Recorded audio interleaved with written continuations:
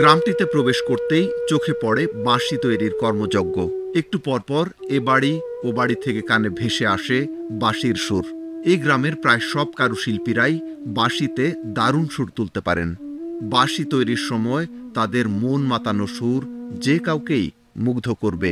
এই গল্পটা কুমিল্লা নগর থেকে ৬৫ কিলোমিটার দূরের শ্রীমদ্দি গ্রামের। হোমনার শ্রীমদ্দি গ্রাম এখন পরিচিতি পেয়েছে বাঁশির গ্রাম নামে। দেশের গণ্ডি ছাড়িয়ে বিদেশেও সুর তুলছে এই গ্রামে উৎপাদিত বাঁশি। কারিগরেরা সারা বছরই নানা ধরনের বাঁশি তৈরি করে থাকেন। তবে বাংলা নববর্ষ এলেই সারা দেশে বেড়ে যায় শ্রীমদ্দির বাঁশির চাহিদা। বৈশাখ এলেই গ্রামের শিল্পীদের মুখে হাসি ফোটে, দম ফেলার সময় থাকে না তাদের। এই যে এটা হলো আপনার ৫ টাকা, আবার এই যে একটা ছোট একটা বাঁশি দাম হলো আপনার ১৫০০ টাকা, ১০০০ টাকা। এটার দাম ১০০০ টাকা। এরকম ১০০০ টাকার থেকে ধরে আমার কাছে একটা বাঁশির দাম ১০,০০০ টাকা পর্যন্ত আছে। বিভিন্ন ধরনের পাইকাররা আসে, তারপর বাইরে পড়ে ঢাকা চকবাজার মেলা পাইকারপত্র আসে, লয়ে যাই। হোমনা শ্রীমদ্দি গ্রামে আইয়া বাঁশি নিয়ে যাই, বুঝলেন নি।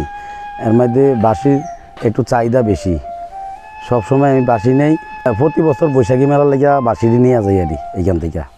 শ্রীমদ্দি গ্রামের প্রায় ৪০টি পরিবার বাণিজ্যিকভাবে বাঁশি উৎপাদন করে। এই কাজে জড়িত আছে অন্তত ৩০০ মানুষ। তৈরি হয় ৫ টাকা থেকে ১৫,০০০ টাকা পর্যন্ত দামের বাঁশি।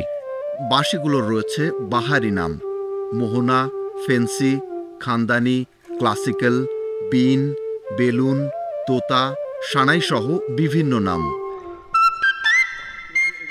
১৫০ বছরের বেশি সময় আগে এই গ্রামের কোকিল দাস বৈরাগী ও দীনবন্ধু প্রথম বাঁশি তৈরি করেন। বর্তমান ভারতের বিভিন্ন স্থানে তাদের যাতায়াত ছিল। সেখান থেকে দেখে এসে বাঁশি তৈরি শুরু করেন তারা।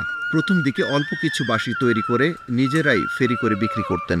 এছাড়া দুজনই চমৎকার বাঁশিও বাজাতে পারতেন। তাদের কাছ থেকে অন্যদের বাঁশি তৈরির এই শিল্পের হাতেখড়ি হয়।